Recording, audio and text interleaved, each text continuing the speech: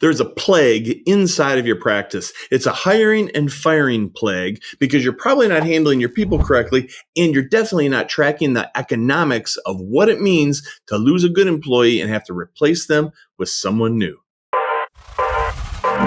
This is The Rare Advisor, proud to be a part of the Advisor Advancement Network and home of a business model supercharged by recurring and repeatable events. Your host is Mike Walters, CEO of USA Financial. He is an investment advisor representative of and securities are offered through USA Financial Securities, member FINRA SIPC, a registered investment advisor.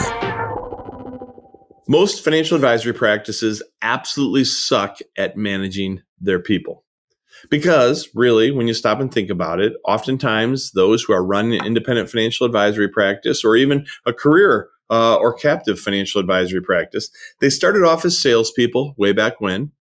They were pretty good at it. They were able to bring accounts to the firm and bring clients and their portfolios into the firm. And then they had to grow up and they had to become true financial advisors. They had to understand all this stuff. They had to be able to take a comprehensive approach at some approach and oversight on someone's financial situation, not just sell them an account, whether it be an insurance policy or an investment of some sort. And so they became, out of the salesperson beginnings, they became a financial advisor somewhere along the way. And now, granted, I know there's exceptions and people come in from different angles and different practices and different disciplines, I should say, prior to getting into this business. But generally speaking, the overall largest percentage of people started off as salespeople, grew into being financial advisors, and then woke up one day, thanks to that entrepreneurial spirit, and found themselves being successful enough that they're actually running a practice. They have a business on their hands now.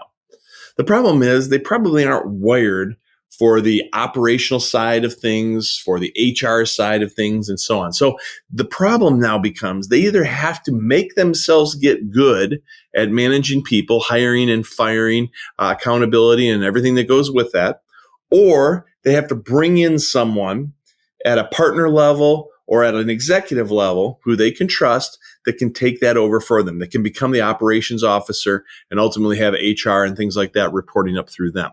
So there's a lot of different thought patterns here. You've heard me talk in the past about creating little pods, basically little rainmaker pods inside of your practice, just like a law firm might do, where the rainmaker has a support team around them so they can keep specializing in what makes them great and what helps that firm grow.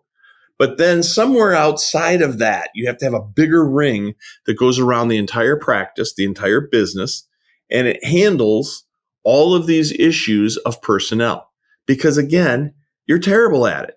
We're terrible at it. I mean, I've become pretty good at it after doing this for over 35 years, but that's not what I love doing. And it's probably not what you love doing. But there are people out there who do, in fact, love doing it, and they are, in fact, very good at it. So you need to get someone like that. Otherwise, you're going to be part of the average stats of what's going on out there in the financial advisory world. Now, this is some data from an article out of RIA Biz on February 27th, 2024. It has a way too long a title for the name of this article. I'll read it to you in case you want to go pull it up yourself. The title is Plague of Failed Hires at Strapped RIA Firms Come Back to Bite Them, Making the Process of Closing Bandwidth Deficits Falter, Two New Studies Show. There's a hell of a title. Anyway, but more importantly, the data from this is from the Ensemble Group.